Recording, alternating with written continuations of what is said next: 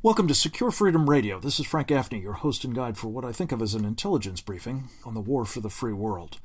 There is a dark cloud on the horizon, if not actually almost overhead at the moment. It is a cloud that has been brought vastly closer by today's action by the United Nations, in which it endorsed a deal, I call it the Obama bomb deal with Iran, that will assuredly bring about not only nuclear weapons in that country, but probably in a number of its neighbors, with one can only imagine the horrific consequences.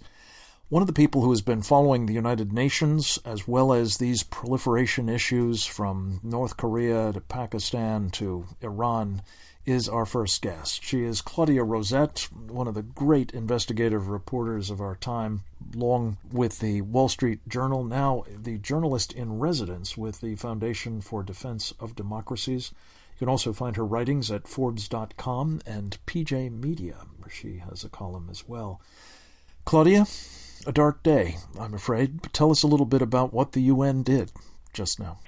The 15-member UN Security Council just this morning unanimously adopted a resolution that endorses the Iran nuclear deal and brings it basically into the umbrella of the UN, that now enshrines it at the UN with this Byzantine, lengthy, complex resolution, which then sort of makes official within the UN the even more Byzantine, even more lengthy, and fundamentally unworkable Iran nuclear deal that was cut with the U.S. and Germany, France, Russia, China, Britain in Vienna. I gather there was essentially no debate, a couple of maybe pro forma statements, but no real deliberation about this deal. It sounds as though it was completely cooked and wired. Is that right? Yeah, Germany enthused. But that's basically right. It was presented as a done deal. It had been negotiated already by the permanent 5 members of the Security Council, the veto wielding 5 plus Germany. And Israel's ambassador stepped out afterwards to say Israel is not a member of the Security Council, never has been, although Venezuela currently is. But Israel's ambassador stepped out to say, and I think he's right, that this is actually a very dark day. They quote, "Today you have awarded a great prize to the most dangerous country in the world," which I think is exactly right. Claudia, one other thing that is, I'm afraid, indisputable about this is that it has deeply undermined the constitutional process of the United States. Even the so-called Corker-Cardin bill that was fashioned as a mechanism for ensuring that Congress had some say in all of this seems to have been, thrown over the side by the Obama administration in its pursuit of essentially wiring the game so that it doesn't matter what Congress does, at least with respect to many of the sanctions, international sanctions as well as European. What do you make of that? Oh, it's terrible. What's just happened is it's both a terrible precedent within the U.S. and bad for the world. What happened there is President Obama did an end run, having promised Congress with the compromise that produced that bill that you just described, that they would get a 60-day review period, and if the deadline was overrun as it was for reaching this deal, they would get a 60-day review period, a say in whether or not this thing should pass. Instead, as soon as the deal was announced last week in Vienna, the U.S. began circulating the draft resolution that has been approved at the UN Security Council today, and then it went to a vote and passed unanimously first thing this morning. So this now puts President Obama in a position to say, especially to Democratic members of Congress who are under huge pressure right now. In fact, I believe lead negotiator Wendy Sherman has a busy day on the Hill, I see, on the State Department schedule, while John Kerry is busy welcoming the Cuban foreign minister, but that's another front, and pressuring members of Congress to okay the deal. And what President Obama will now be able to tell them is, look, you have no backup via the UN. They're lifting sanctions. They've approved a deal that will, in phases, take the sanctions off Iran, that is going to encourage member states, in fact, Frank, to provide nuclear research and development help to Iran.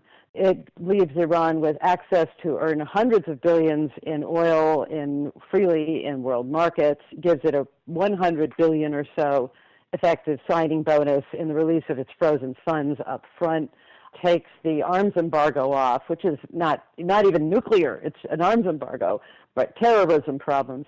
After 5 years, the missile embargo after 8, think intercontinental ballistic missiles, those can hit us. Look, the UN is highly corruptible. It's a collectivist organization in which the only member that typically has taken responsibility in years past is the United States, which is also the main bankroller of the place.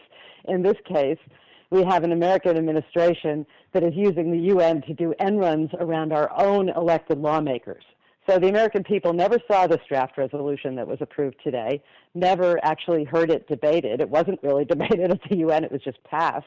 And there it is. And this is going to be shoved in the faces of our elected lawmakers as you better now approve this because otherwise nobody else is going to be with you. That's the role. They're being strong-armed, in other words, by with a view to short-circuiting their review and deliberations and debate as well. Again, our guest is Claudia Rosett, the journalist in residence at the Foundation for Defense of Democracies. She has written extensively and brilliantly over decades on all of these issues, and I think the importance of all of that work is really being brought to the fore right now, Claudia. We need your expertise more now than ever. Specifically, you've written about how nuclear extortion was actually pioneered by Iran's partners in North Korea, and that they are now perfecting the game with the kind of negotiations and the deal that has been struck. Develop that thought a little bit for us, because it didn't end well in North Korea the last time I checked. North Korea has nuclear weapons and is making more. And what nuclear extortion has been about is North Korea, back in the early 90s, under President Clinton, threatened to start producing nuclear weapons. That brought the U.S. and other parties to the bargaining table, and in their zeal to arrive at a diplomatic, peaceful so-called conclusion to this problem, they cut a deal, the agreed framework, which gave North Korea this whole basket of goodies in exchange for North Korea's promise that it would not pursue this nuclear weapons program. Well, North Korea did what strong men do. This is the Tony Soprano of the world nuclear set. North Korea pocketed the concessions and then went ahead with cheating on the agreement and developing nuclear weapons anyway. The U.S. under President Bush went to the table again. Again, North Korea extorted concessions.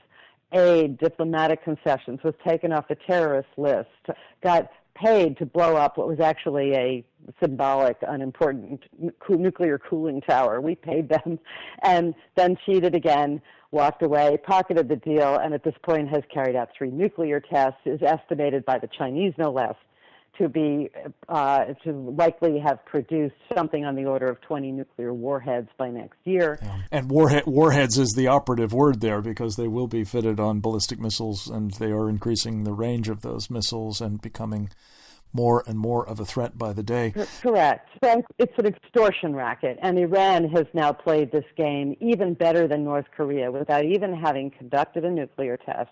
They have just wrested massive concessions from U.S. and other diplomats desperate to please at the bargaining table.